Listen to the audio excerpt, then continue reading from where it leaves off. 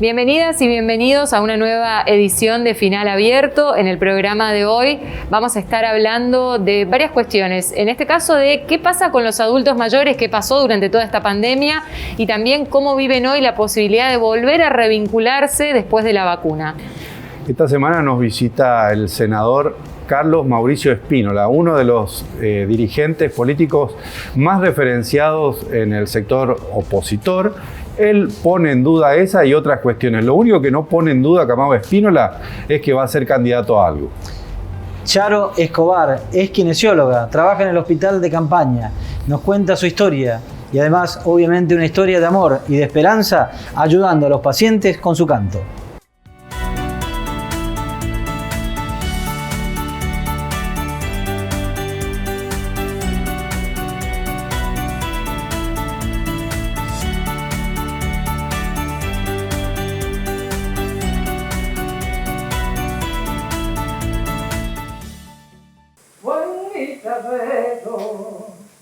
Y gran cantor, Basilio Marco, el oriental, para los amigos, un servidor, y para Duayna no tiene igual, con su franqueza y corrección, ventas y amores, supo ganar, no es nada manco para el facón, si se presenta una ocasión de sombrerito pa' un costado, y va con brazos un baracá, Basilio Mago hacia el poblado, alguna pena para olvidar, armonía en su chamamé, allá en Corrientes muy popular, en homenaje a don Luis Garay, gran caballero a carta cabal.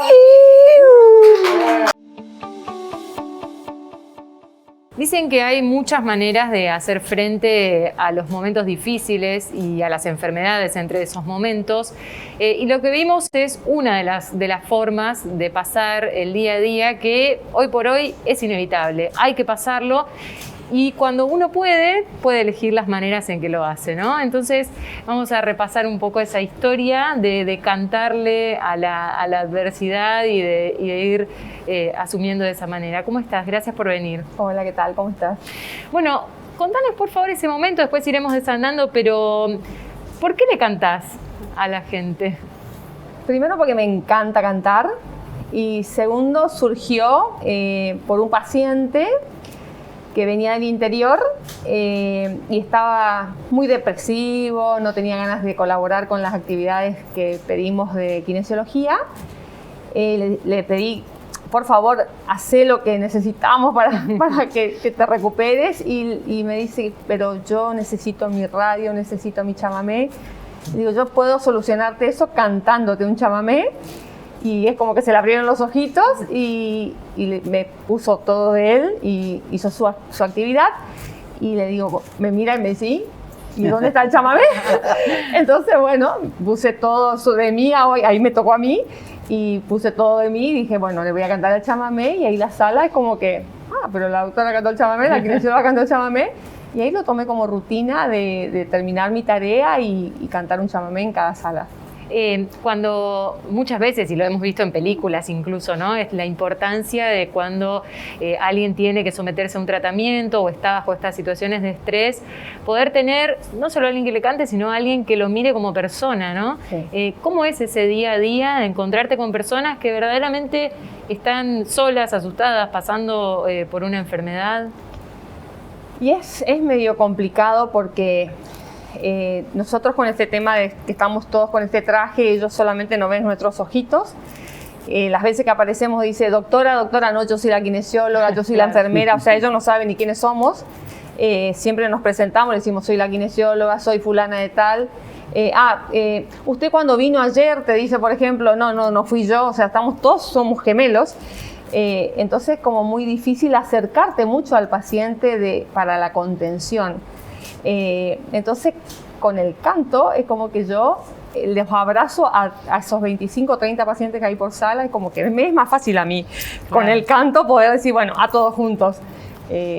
Lo tomé de esa manera, ¿no? Claro. Ahora, uno te escucha atentamente, ¿no? Y se te nota emocionada hasta cuando contás la historia. Sí, a mí me emociona mucho ver la respuesta que genero cantándoles al paciente. Sí, la verdad que me emociona. ¿Lo hacías habitualmente en otros espacios? No, siempre canté. Cuando era estudiante sí, cantaba, iba con compañeros de la facultad a las peñas y cosas así. Pero con los pacientes, digo, No, ¿lo habías, no. ¿lo habías ensayado alguna vez? No. Esto surgió así, con este paciente, y vi la respuesta y dije, no, acá tengo que tomar como parte de la terapia, porque no me cuesta hacerlo. Ujú. Me cuesta con el equipo, sí, me cuesta mucho, pero es como que mis pulmones se están adecuando, Claro. cada vez me cuesta menos, entonces, pero sí lo tomé como la terapia del canto. La música sana, o sea, a mí me pasa, yo cuando estoy de mal humor o estoy media desanimada, cantar me ayuda, entonces, ¿por qué no hacerlo si no me cuesta? ¿Y qué sentís en ese momento en particular? Yo siento un placer verlo a los pacientes, aparte cuando entro y ¿sos Charo? Entonces nos va a cantar hoy. Sí, todos hacen los ejercicios respiratorios y todos hacen su actividad, le voy a cantar. Entonces como que les doy un poco de ánimo como para... Porque hay veces que el paciente está como desanimado, está lejos de su casa, necesita esa contención y yo siento que con mi canto los acaricio. ¿Esperabas que ese video se haya viralizado de la manera en que lo fue o no? No, la verdad que no. Es impresionante. Nunca tuve tantos likes en mi vida. Te juro que no. No, pero es impresionante, es una cosa que no para. Yo tengo una hija adolescente, porque la verdad que las redes sociales no las manejo mucho, y me dice, mami, yo retuiteé tu canto y todo el día ti, me dice. No, yo la verdad que no entiendo nada de eso. Y me dice, es increíble, mamá, esto, mamá, sos famosa vos, ¿Y lo sentiste también eso de la...? No, siento que a mí me da esto como energía para seguir. O sea, eso siento. Extra de que por ahí uno dice, ay, sí, te conocen y... No, yo sigo siendo la Charo Escobar y la que ama su profesión, amo cantar. O sea, extra de esto que fue un boom, a mí no es que me hizo como más conocida ni nada. O sea, a mí me da esto más fuerza para seguir haciéndolo y esta Charo seguir teniendo más empuje como para seguir ayudando a todos esos pacientes y otros pacientes. Ahora, yo me dedico a pacientes neurológicos, o sea, para mí le canto a todos mis pacientes, a los bebitos que tienen discapacidades diferentes, o sea, para mí el cantar siento que le ayudo al mundo y no me cuesta nada, así que lo voy a seguir haciendo. Ahora la cuestión, usted dice, termina mi actividad y canto, ¿no? Y ese repertorio, ¿es un repertorio que viene de la facultad o también ahora le genera a usted otra actividad, digamos, por ahí más lúdica, más linda de hacer, que es ir también renovando un cancionero para los pacientes? Tengo que ir renovando, porque encima me dio la carta, es el tema, porque por ahí entro y una abuela me dice quiero Valeria Lynch, o sea, ya no, tengo que salir del chamamé. Ya no es solo chamamé ahora. O sea, tengo que salir del chamamé, sí, porque está la abuela que quiere melódico, que quiere el tango, que quiere, y bueno, tengo que entrar en mi repertorio, ampliarlo. ¿Y cómo haces ahí? ¿Te ayudás con una letra o memorizás todo? No, tengo varias letras, varios cancioneros acá en la cabeza, porque siempre canté, o sea, me gusta cantar, no me dedico al canto, pero tengo varias letras somos de familia de hacer karaoke y esas cosas. Reivindica también lo que le ha pasado a muchísimos estudiantes de universitarios acá y sobre todo cuando había peña universitaria, que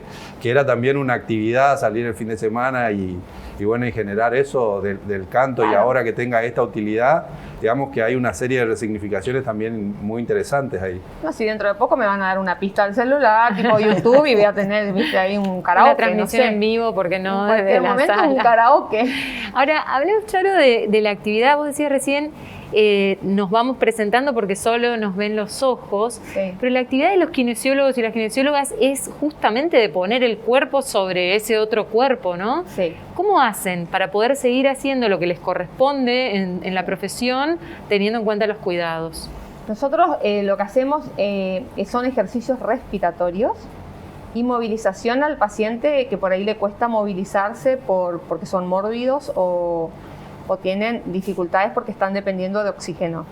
Entonces, no estamos tan cuerpo a cuerpo, porque aparte estamos un poco limitados, pero sí somos como guía de los pacientes. Estamos acostumbrados, o sea, al comienzo éramos todos como robotizados, pero llega un momento que ya al día a día ese equipo de protección personal que tenemos es como tener una ropa ya común y corriente para nosotros. Ya no es una carga. Claro. Ya no es una carga. Yo el primer día que me puse esa ropa, me puse y al segundo me saqué porque me ahogaba. Y ahora es algo natural. Salimos todos marcada la cara, todo de la pantalla, de la máscara, pero... ¿Qué sensaciones te genera entrar al hospital?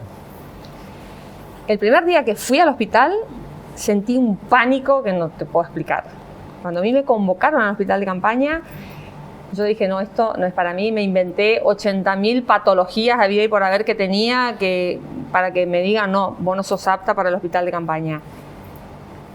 Cuando me vestí por primera vez, sentí lo que te comenté, pánico, que me volví a vestir. La compañera que me había acompañado me dijo, tómate tu tiempo, Belén. Me volví a vestir. Cuando ingresé al área de clínica, pues yo estoy en el área de clínica, no de terapia, me sentí como más o menos en la guerra. O sea, era algo que dije, no, esto no es para mí. Y después estuve tan cuidada ahí adentro, más cuidada ahí adentro que afuera, que dije, esto es lo mío. O sea, ahora, ¿cómo opera en el caso de ustedes, más allá de que también se familiarizan con todo el equipamiento de protección, cómo operó ustedes desde el punto de vista psicológico también la protección de la vacuna? ¿Cómo opere? No, digo porque una cosa era entrar en marzo de 2020 sabiendo nada y sin nada, y ahora como que también, además de que se conoce un poco más, de que están familiarizados, también los médicos ya están protegidos con la vacuna, digamos, ¿no? Como pero para igual, enfrentar actuamos igual como del día cero, porque tener la vacuna no te inmuniza un 100%, o sea... ¿No hubo ningún cambio en función de que hubo médicos que murieron y todo eso? No, uno tiene inmunidad con la vacuna, pero no un 100%. Hemos tenido colegas con vacunas que se han vuelto a contagiar de COVID. Charo, o sea, ¿cuál fue en esta historia, ¿no? En el hospital de campaña, el momento más triste, el momento más dramático que viviste ahí? El más triste que viví... Y es cuando te involucras mucho con un paciente y ese paciente se tuvo que ir. Eso fue lo más triste. Que ya todos pasan a ser tu familia, pero siempre tenés un apego más con algún paciente, el abuelito del interior, o sea, eso te mata. Y bueno, y tenés que dar vuelta a la hoja y seguir. ¿Cómo seguir, la verdad? Y se sigue. Igual se sigue porque está el otro en la cama de al lado y la otra cama y se sigue. Porque vos definiste como una guerra, ¿no? Es que esto es una guerra. Tenemos que luchar con este virus. O sea, este virus vino para quedarse y no tenemos que bajar los brazos. No hay que bajar los brazos. O sea, está acá. No es que te vacunás y ya tuve una vez y no lo voy a tener. No. Está acá y tenemos que seguir luchando, no tenemos que cansarnos. Charo, ¿qué sentís cuando ustedes hacen ese esfuerzo, estar en la trinchera, en una guerra, y de pronto te das cuenta que hay miles de personas que son indiferentes a lo que está pasando, que no se cuidan, que son irresponsables, que tienen actitudes permanentemente hasta casi de desafío a la enfermedad, ¿no? Y bronca, mucha bronca. Tengo mucha bronca cuando estoy 12 horas de guardia y veo que vienen como viaje de egresados, ¿viste? Los pacientes a internarse por la gente que no toma conciencia de que está acá el bicho. Y vos decís, y siguen haciendo fiestas clandestinas y sigue habiendo gente que se le está dando toda la información de cómo cuidarse y no entiende y lo toma la chacota y dice, no, a mí no me va a pasar, y no, porque yo ya lo tuve, no lo voy a tener, y no entiende que se puede volver a infectar. que no cuida al adulto mayor, o sea, que no cuida a su familia, no cuida a su familia.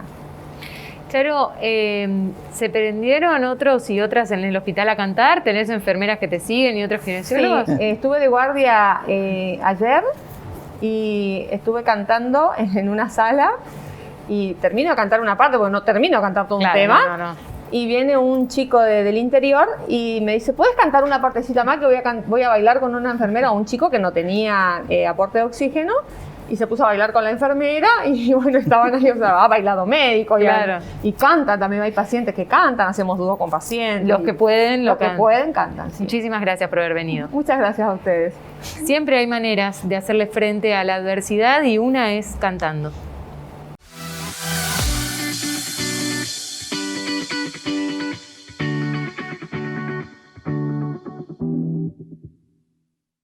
Más allá que aún la provincia de Corrientes no ha definido la fecha de elecciones, ya la cuestión política comienza a establecerse como la cuestión esencial dentro de las actividades que tienen que ver con lo institucional y con lo político en la provincia de Corrientes.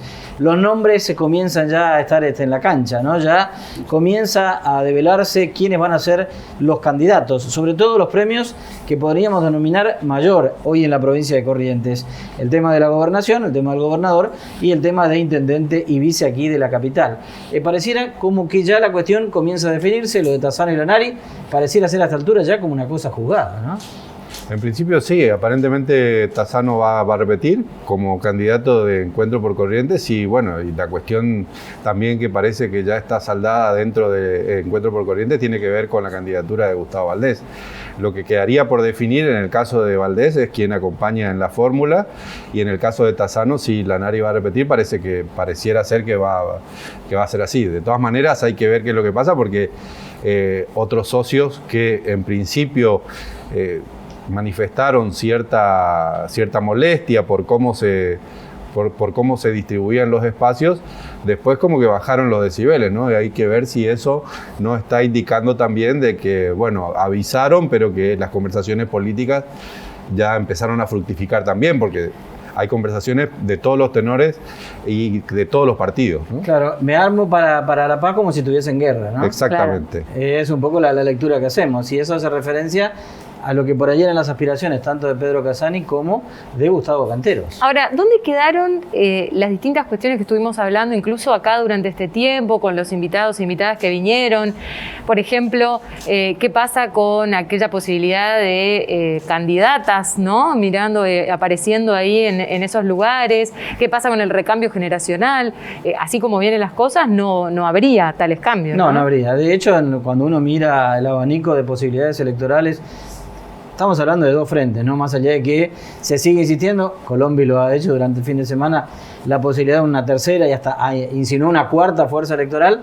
Hoy Corrientes se basa en un esquema político, si se puede decir, hasta de bipartidista, ¿no? El gobernante ECO por un lado, el Frente de Todos por el otro, y en ninguno de los casos se habla de una mujer encabezando cualquiera de esas dos fórmulas, Sí, ¿no? El esquema es bialiancista, digamos, que viene siendo ya una constante desde el año 2009, después de que se parte en tres y que se genera la segunda vuelta por la pelea de los primos Colombi. A partir de ahí, la provincia manifiesta un esquema de dos alianzas fuertes y el PJ también parece a definir también su cuestión interna y hay que ver qué es lo que pasa, porque el PJ tiene un piso electoral muy alto que hay que ver si ahora se canaliza, porque hay una cuestión que me parece central también, que tiene que ver con el esquema de elección para este año, que tiene que ver con qué pasa cuál es el catalizador de la oposición para ese 40, 45, 50% electoral que hay en la provincia de Corrientes, que vota esquemas opositores, pero que no se referencia con un proyecto, con una alternativa, porque me parece que eso es un poco lo que está faltando. Bueno, ¿no? lo que pasa es que en esos casos hay quienes dicen, bueno, la manera de seguir sosteniendo y construir más poder es estando en los gobiernos, y hoy por hoy no se está en los gobiernos. Entonces, ¿cómo hacer también para poder construir desde lugares legislativos, por ejemplo, donde, bueno, se sabe que las exposiciones son menores y que los espacios también de construcción con la ciudadanía a veces cuestan un poco más, ¿no? Cuando estuvo aquí en Final Abierto, el Sergio Flinta, quien es su senador y fue su nombre fuerte dentro del radicalismo, él mismo había dicho, está bien, todas las aspiraciones son válidas, pero nosotros tenemos mucho espacio como para poder negociar y muchos lugares para poder ofrecer. En eso un poco me parece que cierra esta idea de una alianza gobernante que no se va a romper. Si uno dice, le pone la firma, le pongo la firma. Y es que ¿a quién le conviene romper? A nadie le conviene, porque hoy romper es casi como, entre comillas, una especie de suicidio político. Incluso, ¿no? En ese punto, Ricardo Colombi se desdice un poco ayer, porque él había dicho acá y en otros lugares que el candidato a legislador nacional, a senador nacional y a diputado nacional iba a ser encabezado por alguien del radicalismo. Ayer, ¿qué dice? Que se van a usar las PASO. ¿Eso qué quiere decir? Que bueno, van a poner a competir a todos los candidatos y el que sea mejor va a integrar la lista. Eso también descomprime la situación con los socios y eso me parece que también se inscribe un poco en ese esquema que vos estás planteando de, bueno, hay espacio para todos.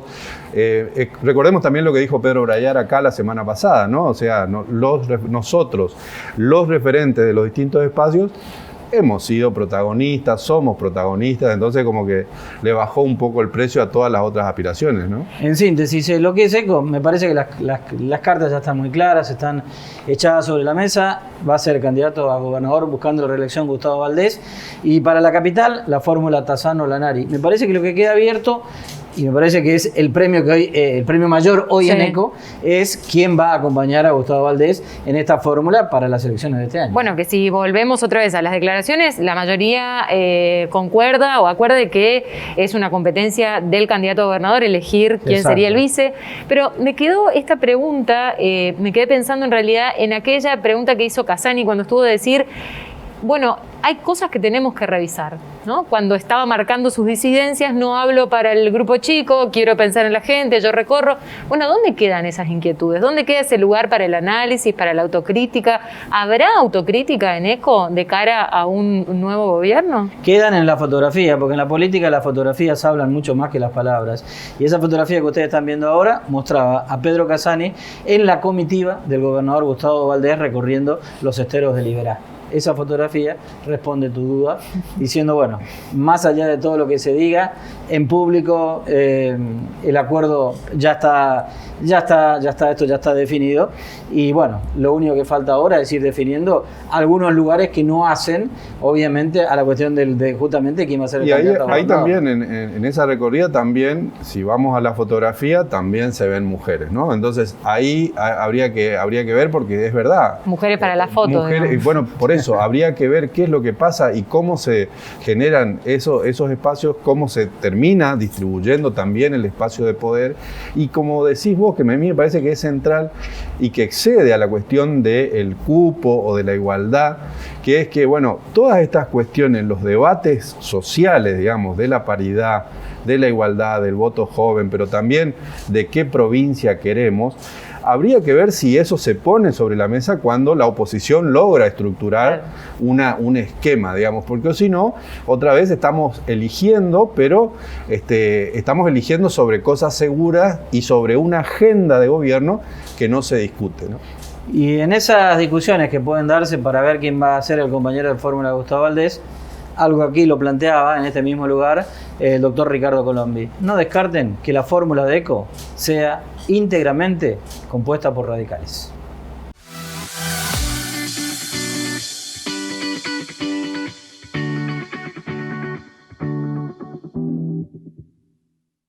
El año político en la provincia de Corrientes ya empezó, la campaña está muy cerca y hay definiciones que empiezan a surgir en este tiempo en función de las necesidades que tiene la provincia de renovar todas sus autoridades. Y uno de los dirigentes políticos que está en carpeta siempre y que es uno de los protagonistas de este año, o va a ser por lo menos, aparentemente, es Camagüe Spínola. Camagüe, gracias por estar acá. A usted, gracias. Bueno, ya te hicieron candidato. Ricardo Colombi, que siempre es nombrador de cosas, dijo que Camagüe Spínola va a ser el candidato de un espacio, al candidato a gobernador, y que Fabián Ríos va a ser el candidato a intendente de la capital. No, falta mucho, a ver que Ricardo diga lo que van a hacer los demás es un poco raro, ¿no? No, creo que todavía tienen que resolver ellos internamente quién va a ser su candidato. y después nosotros definiremos, o definiré yo, en qué lugar y cómo quiero estar trabajando para el futuro de nuestra provincia. El asunto es que Ricardo Colombia no es el único que dice eso. ¿Hay algo de cierto en eso? El peronismo tiene un proceso de tener candidatos. Tiene la ventaja que puede tener alternativas, como seguramente la tendrá el oficialismo, pero eso son decisiones internas de cada uno de los partidos y después decisiones personales. De la misma manera que cuando uno le pregunta a Ricardo, él dice, bueno, yo voy a estar donde... Lógico, porque cada uno, para ser candidato, primero tiene que estar convencido que es el proyecto en el que uno quiere estar, más allá de lo partidario. Y en eso yo quiero tener, como siempre lo digo, mucha tranquilidad de lo que haga, lo disfruto, y el camino de nuestra provincia sea el que considero que sea el mejor. Y ahí voy a estar trabajando, discutiendo, aportando, buscando los desafíos que me propuse desde el primer día que me involucré en política, que es cómo generar desarrollo, crecimiento y combatir con una provincia que indiscutablemente seguimos siendo de las más pobres del país. Antes de entrar a ese punto, que es el punto central de la discusión, ¿qué te pasa a vos? Porque a vos te hacen candidato a gobernador, por ahí te hacen candidato a intendente de la ciudad, depende de cómo venga el viento, ¿no? Por ahí también te hacen compañero de fórmula de Gustavo Valdés. Es decir, estás en las consideraciones de muchos lugares. ¿Qué pasa con vos cuando escuchás eso? Primero, de lo personal, me da la satisfacción de decir, bueno, soy alguien que puede, en el lugar que ocupe, importante como persona o como parte de un proyecto, porque cuando me ponen en un lugar a otro, significa que puedo aportar. Pero tampoco significa que eso me ponga o que me haga creer. Creo que, de vuelta, lo que tenemos que discutir no son tanto las candidaturas y más en este proceso, sino cuál es el rumbo que queremos para nuestra provincia, dónde vamos a ir, cómo vamos a salir de la pobreza, cómo vamos a generar inversión, cómo vamos a superar los problemas estructurales que hace muchos años viene teniendo corriente como provincia y todavía no lo pudo superar. Amaúl, ¿cómo se puede dar esa discusión sobre estos temas con una estructura partidaria que no puede terminar de responder sus propias preguntas hacia adentro? Es decir, ¿cómo responder problemas de la gente si los problemas en casa, digamos, no se pueden ordenar? A ver, los partidos políticos tienen estas características proelectoral, previo a las elecciones, de que todos tienen el derecho a ser candidato. Y para mí es válido. Siempre le digo, es bueno que los partidos, peronismo y otros partidos, aliados o un frente, pueda tener muchos candidatos. Porque hace a que la competencia o que el debate, la discusión, permita ser superador. Ahora después se ordena cuando vienen los momentos de definiciones, y eso se ordena por quien tuvo la capacidad de generar mayor acompañamiento de la sociedad, que es la que tiene que votar el día de las elecciones. Por eso los procesos internos a mí no me preocupan más qué proyectos vamos a construir, quién van a ser nuestros aliados, con quién nos vamos a sentar, o si vamos a tener la capacidad de poder ser amplio, no importa el lugar que cada, si me tengo que correr, me corro, pero quiero ver una provincia mejor. Pero si los propios integrantes del PJ están pensando en qué tienen que resolver, si van con Camau o si van con Fabián, porque esto es lo que dice la mayoría, eso está hablando de persona más que de estructura y ciñe bastante la discusión, ¿no? A ver, una cosa es, primero siempre quiero dejar claro, y me han preguntado a veces si la estructura del peronismo, algunos sectores que a veces me critican porque yo soy franco y tengo una visión amplia. A mí nadie me condiciona, ni nadie me va a decir lo que tengo que hacer o decir. Lo hago por absoluta convicción. Bueno, habrá una parte que no le gusta, pero las estructuras no son un sector mínimo de una parte política, de una estructura política o de un frente. La estructura es el que está en el barrio, es el mismo vecino, porque hay muchos vecinos que cuando vienen a una campaña se ofrecen ser parte de la estructura, se ofrecen ayudarnos, se ofrecen a ser fiscales. Entonces la estructura es la sociedad que está convencida que nosotros por capacidad tuvimos la posibilidad de ofrecerle un proyecto que permita solucionar los problemas estructurales que recién decía que tiene corriente hace muchos años. Ahora, Camau, obviamente que uno escucha atentamente tu respuesta, ¿no? Pero, ¿qué quiere ser Camau? Es una pregunta interesante porque muchos te ponen en qué lugar, cómo, o te deciden. ¿Qué quiero ser? Yo nunca voy a renunciar a ser gobernador de la provincia, pero nunca voy a poner por delante un deseo personal. Porque en realidad, ¿por qué quiero y por qué me involucro en la política? Porque vi las deficiencias que existen en Corrientes, que existen hace 20 años. Yo a veces escucho al ex gobernador, por ejemplo, a Ricardo Colombres, hablar de ECO, ¿no? Pero hace 20 años gobierna ECO. Y todavía seguimos teniendo los mismos problemas estructurales de pobreza, de falta de inversión. A veces escucho que Corrientes, por ejemplo, es la provincia que tiene ingreso bruto más bajo del país. Y yo siempre digo, bueno, ¿y qué beneficio tuvo para Corrientes esa decisión que tuvo un costo para el Estado?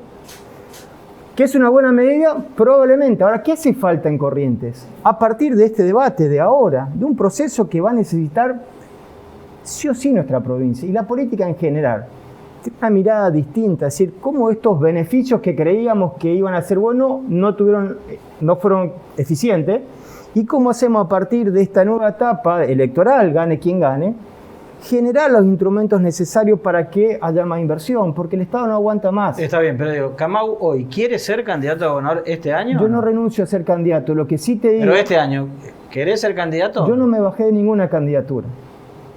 Lo que sí con esto te quiero decir, que si me tengo que centrar en una mesa, con el grupo y sectores que considere que tienen la misma mirada, de darle un salto de calidad institucional, un salto de calidad de generar inversiones privadas que tanto necesitamos para generar más trabajo y crecimiento, lo hago aunque me tenga que correr de la candidatura. Ahora, Camau, es interesante... Porque esa es mi prioridad, es el futuro de nuestra provincia. Es interesante lo que decís porque estoy lejos de ser ni el vocero y mucho menos el defensor de Ricardo Colombres, pero la gente vota ECO sistemáticamente y evidentemente es porque el proyecto opositor no logra ese plus que hace falta para que se cambie la estructura, porque la gente vota finalmente, ¿no?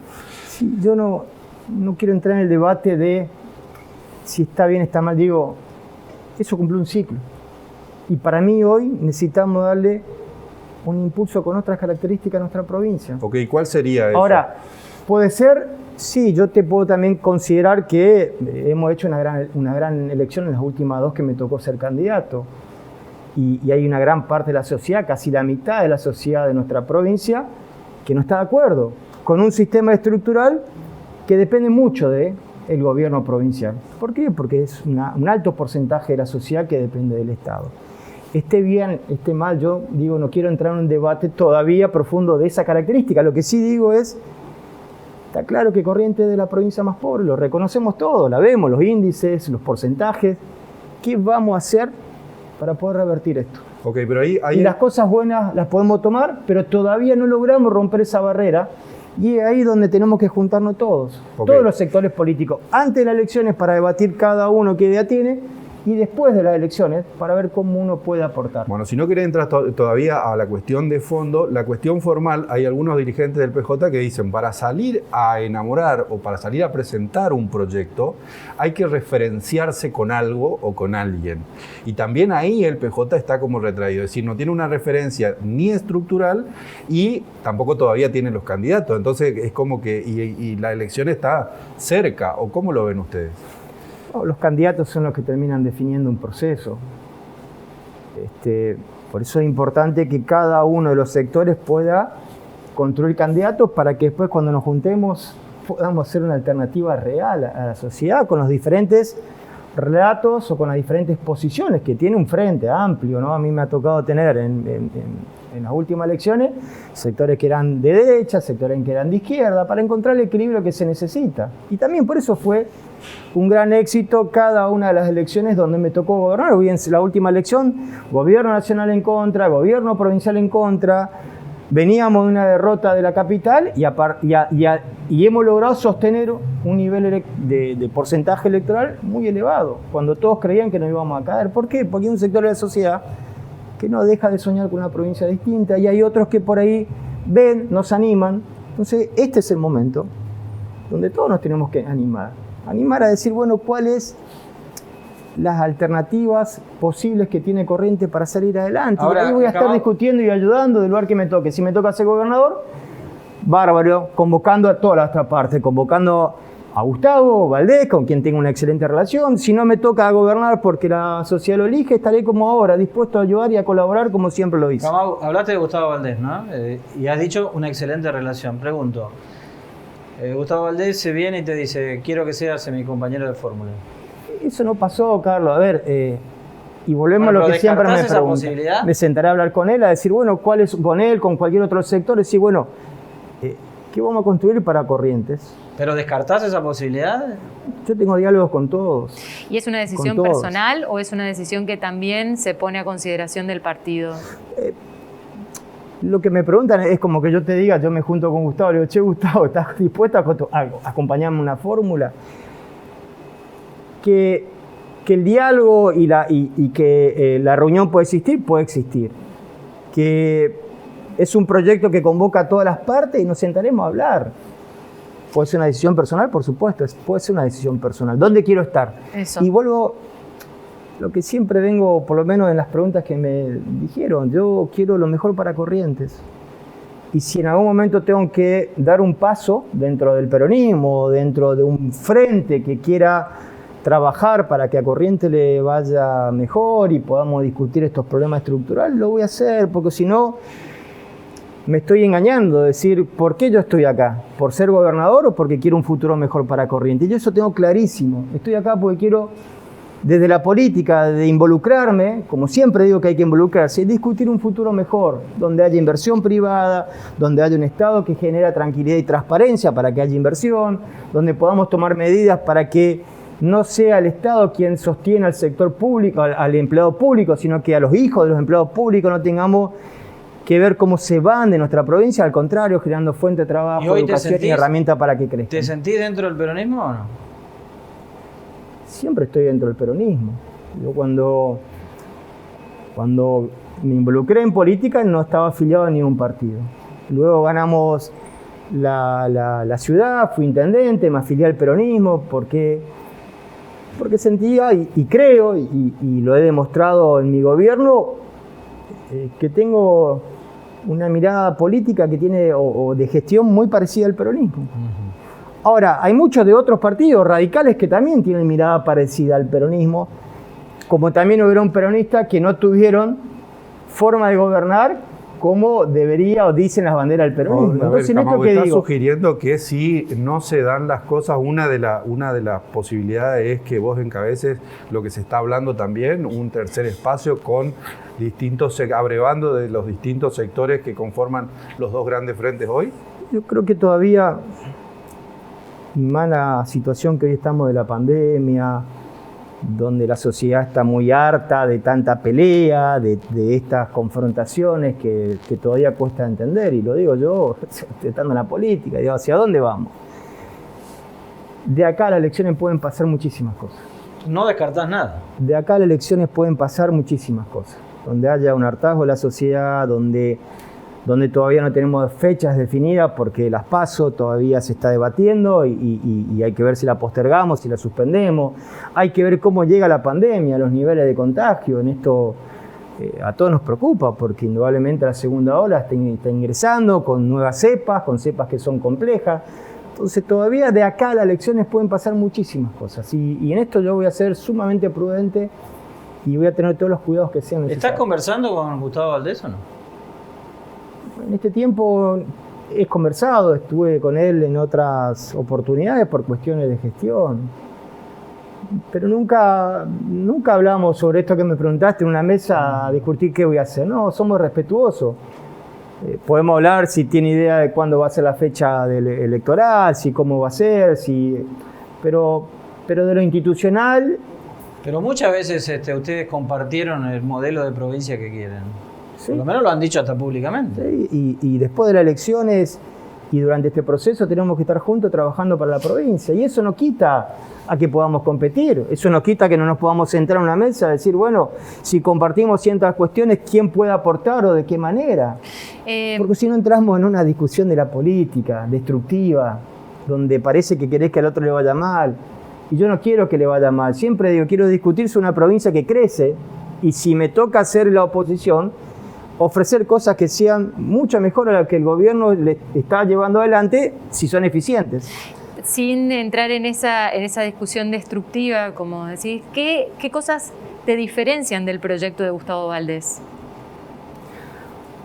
A ver, creo que es difícil hoy poder analizar cuando me preguntan qué pienso del gobierno, porque le ha tocado un proceso de pandemia, donde todavía queda mucho por hacer y cambiar. Corrientes tiene hoy todavía números de pobreza altísimos. Reconocer que somos una provincia pobre, sí. Ahora, ¿somos pobres por qué? ¿Somos pobres porque en los últimos 20 años no se pudieron aplicar políticas que generen inversión?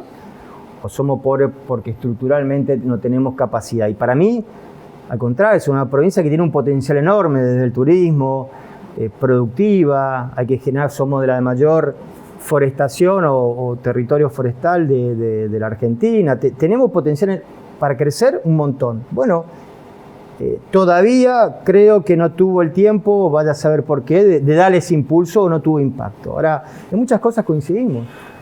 Ahora, pero si es cuestión de tiempo, sería suficiente que vuelva a ser gobernador para que eso lo va a decir la sociedad. Sea una coincidencia, pero quiero decir, en el proyecto, en las maneras de llegar a esa fotografía que imaginamos para Corrientes, ¿ves muchos puntos de contacto con lo que plantea hoy el gobierno? De las veces que no me he sentado a hablar y de algunas cuestiones de proyección, sí, hay muchas cosas que coincidimos en un análisis. Cuando uno se sienta a hacer un análisis y ve todavía mortalidad infantil, que no la podemos superar, los índices anteriores, que vemos los niveles de pobreza, que vemos deserción, que vemos estos problemas estructurales de conectividad. Está bien, el gobernador lo expresa. Todos sabemos que falta eso. Ahora, bueno, yo en esto quiero de vuelta reflexionar y proponer. No alcanza. Necesitamos un impulso mucho más fuerte a Corrientes. ¿Y eso qué significa? ¿Que nos tenemos que sentar a hablar para ver cómo lo sacamos adelante? Sí. ¿Significa una alianza? No lo sé. ¿Significa que después de las elecciones, el que gana o pierda, convoque al otro para decir, bueno, pasaron las elecciones, llevemos adelante una alternativa que desarrolle y que pueda dar un salto cualitativo de calidad y de proyección a nuestra provincia? Yo soy el primero que voy a estar o convocando o sumándome para trabajar para el futuro de Corrientes. Ahora, Camau, por último de mi parte al menos, vos sos una persona que medís bien, hay muchas encuestas que dicen que medís bien, por lo tanto sos la referencia de la oposición. Pero sin embargo hay una contradicción ahí, porque por un lado decís que hay que referenciarse para generar un modelo alternativo, pero por el otro lado decís que tenés muchas diferencias, muchas coincidencias con el modelo el mismo modelo que decís que está trazando hace 20 años. Entonces, ¿no crees que ahí genera un ruido y una confusión en la gente? Una cosa es la coincidencia de la lectura de lo que falta, porque nos ponemos a hacer un análisis y vemos todo. Pero el diagnóstico está bien, está hecho, bueno, pero está el tema ahora, es la propuesta. ¿cuál es el debate que yo propongo? ¿Por qué votaríamos a uno y no a otro? ¿Cuál es el debate que yo propongo? Pregunta, ¿no? Es quién puede hacerlo mejor. Y ahí tenemos que discutir. O si no, entramos en una política destructiva. Vos hiciste mal, vos hiciste esto. Por supuesto, hay errores.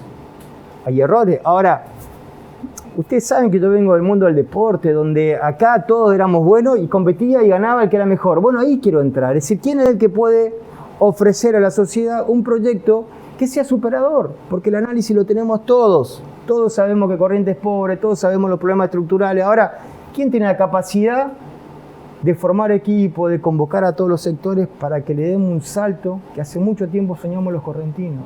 De vuelta, te vuelvo a decir, si a mí me toca desde la oposición ayudar, lo hago, porque si no me estoy engañando. Si no me estoy engañando, quiero llegar porque al otro le va mal. Y yo no quiero llegar porque al otro le va mal. Quiero llegar porque fuimos capaces de ofrecer a la sociedad algo mejor. Vamos a seguir hablando seguramente porque este año da para mucho, me parece. Te agradecemos muchísimo que nos visites nuevamente por aquí. Probablemente la próxima, que cada vez que me invitan, podemos tener más definiciones, pero todavía falta. Candidato a intendente, ¿no? De vuelta, en un proyecto donde yo me sienta que estoy generando estas cosas, me siento a hablar. O sea, no descartar la posibilidad de ser candidato. Hoy la coyuntura, falta mucho, Y creo que hay que ser muy prudente a la hora de tomar decisiones de qué lugar uno va a ocupar, respetando los procesos que cada uno de los partidos tiene para poder tomar decisión, pero estoy para ayudar, estoy para pensar en un futuro mejor donde el lugar que pueda generar y construir eso, yo voy a estar. Lo que más quiero como ciudadano, como correntino, como alguien que sueña siempre con metas difíciles. Y mi historia demuestra que muchas veces lo puedo alcanzar, porque estoy convencido de esto, porque tengo la convicción y es lo que quiero transmitir a todos los correntinos. Gracias, Kamau. A ustedes. Gracias.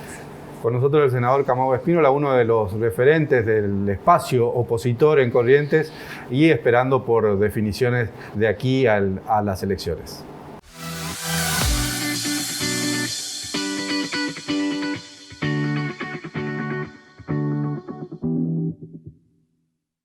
Hace algunos días, el Gobierno Nacional confirmó que las provincias están habilitadas para la compra de vacunas. Si bien algunas jurisdicciones comenzaron a hacer las averiguaciones, no es tan fácil porque hay varias cuestiones para tener en cuenta. En el Congreso de la Nación hay 2 proyectos que prevén la compra de la vacuna para aquellas jurisdicciones que tenían esto estipulado en los planes operativos de lucha contra la pandemia. Pero también hay que tener presente que 2 de las vacunas que se comercializan están autorizadas por ANMAT. Por lo tanto, podrían hacer una compra directa cada una de las provincias. Sin embargo, las otras 2 vacunas, que son las que se fabrican en Rusia y en China, son las que necesitan también una autorización porque tienen en este momento autorización médica de emergencia. Es decir, el Ministerio de Salud de la Nación tiene que intervenir en la habilitación y en la autorización para que estas vacunas sean compradas y las puedan traer a las provincias. A esto hay que sumar las complicaciones logísticas. ¿Cómo haría una provincia para trasladar estas vacunas?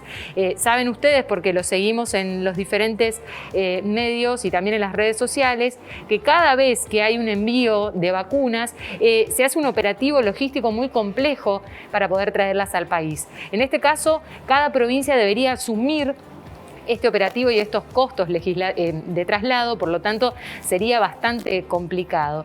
Y por otro lado, y tal vez lo más interesante o lo más complejo en este sentido, es que en el caso de aquellas vacunas que están siendo producidas por los gobiernos como Rusia o China, ya anticiparon que hacen negociaciones o acuerdos con gobiernos nacionales. Por el lado de las vacunas de Pfizer o de AstraZeneca, que son los laboratorios privados que están comercializando también, tienen comprometida su producción hasta finales de 2021 y ya anticiparon que en el caso de poder negociar, prefieren negociar con países porque lógicamente la compra es más grande y está asegurada en términos logísticos. Por lo tanto, la carrera de las jurisdicciones en el intento de poder alcanzar más vacunas es verdaderamente una tarea muy complicada.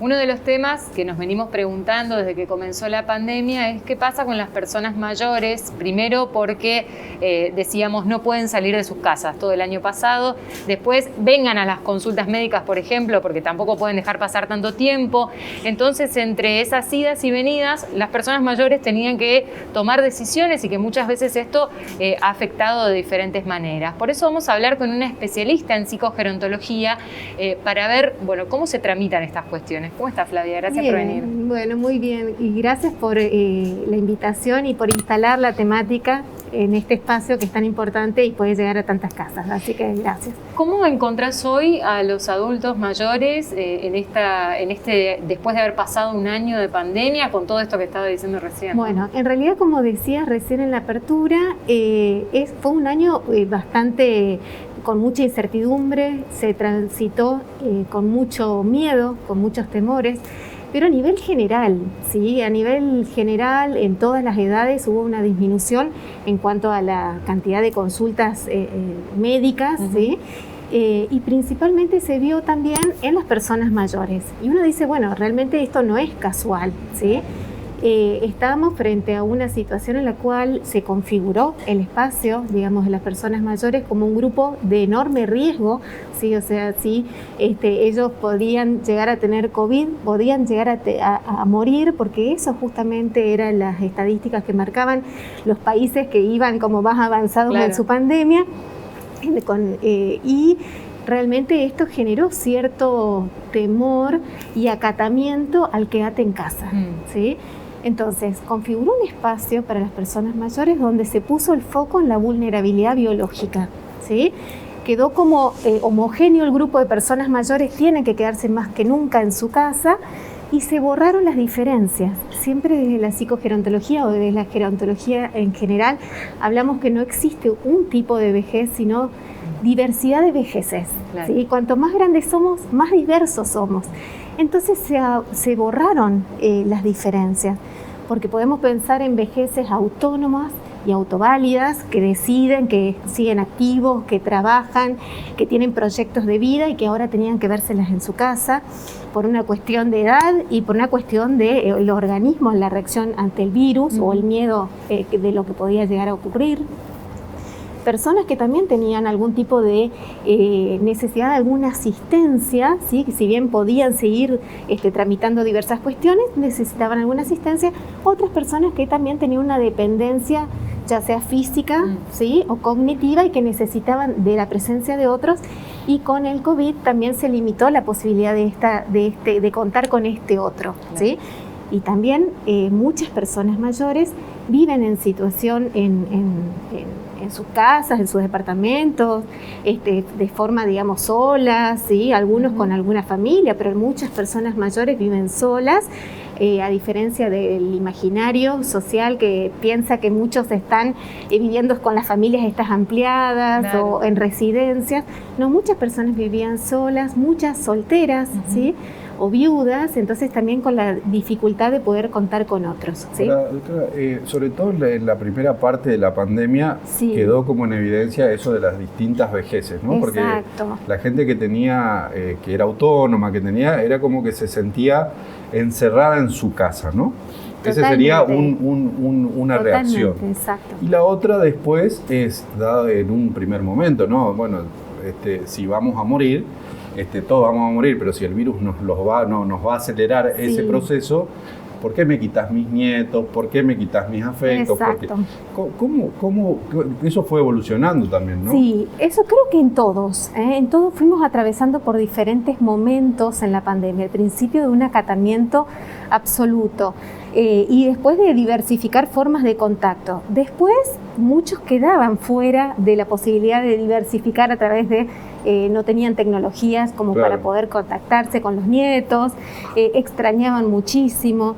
Se limitó con esto del quedarte en casa, que fue significado por muchos como quédate en casa porque si no te enfermas y te podés morir, ¿sí? Porque sos mayor. Eso frenó muchísimo el contacto con el otro, también por el temor de sentirse responsable, claro, de contagiarse y después contagiar a sus afectos, ¿sí? Entonces, se cortó, digamos, ¿no? La libertad en muchos sentidos, o las posibilidades de conectarse con otros. Por ahí, los que tenemos acceso a la tecnología, pudimos tener otro tipo de contactos, ¿sí? Pero hay muchos que quedaron fuera del sistema. Justamente el COVID lo que vino a marcar es la desigualdad social también, claro, sí, ¿no? Sí, obvio, sí. Las dificultades en el acceso a la información, a los medios de tecnología, o sea, a la tecnología, al tener wifi, al no poder usar o no saber usar el teléfono celular. Eso? Perdón, Flavia, ¿cómo se trata eso en la consulta? Sí. O cuando, podés charlar con los adultos y adultas, decir, ¿qué hacemos frente a esta situación? Sí, uno de los efectos que uno está viendo ahora, como la mayoría de las investigaciones hablan como del post-COVID, cuando en realidad lo estamos transitando, ¿sí? Todavía no es post-COVID, pero sí tenemos ya como una experiencia previa de lo que fue. Se habla de mucha situación de soledad y depresión, ¿sí? Pero también otras investigaciones muestran de que si bien el grupo de personas mayores fue como configurada como grupo de vulnerabilidad biológica, también tiene una vulnerabilidad social porque están vistas como personas que tienen menos poder que otras, que están más disminuidas, más deterioradas y demás. Las investigaciones que se realizaron, pero en los primeros tiempos de pandemia acá en la Argentina, muestran de que muchas personas mayores, o la mayoría de los entrevistados, tienen recursos psicológicos como para poder afrontar esta situación. O sea, cuentan con una vulnerabilidad biológica, es decir, una predisposición por la pero cantidad. Una fortaleza psicológica. Pero una fortaleza. Han pasado crisis que los han fortalecido, tal vez. Exactamente. Tienen experiencias anteriores y tienen con qué lidiar con las situaciones adversas. ¿Sí? Ahora, en el caso de esto, ¿no? Del miedo a salir, Sí. porque estaba el COVID afuera y qué sé yo, y después lo que decía Gaby, el llamado de la medicina, vengan porque Exacto. no dejemos que... ¿En qué afectó eso? ¿Se vio afectado o se retomó ya cierta normalidad? Bueno, en realidad eso de la disminución en la cantidad de consultas médicas, en realidad uno lo puede tomar o lo puede leer como un indicador al acatamiento total a la medida de restricción. Las investigaciones también muestran que fueron las personas mayores las que más acataron, ¿sí? Con la cuestión del cuidarse y cuidar a los afectos, a su familia o su entorno, cuidar al otro, acataron absolutamente. Se puso en la balanza, un chequeo médico o la posibilidad de morir, digamos, de COVID, y bueno, se eligió quedarse en la casa para evitar este mal mayor.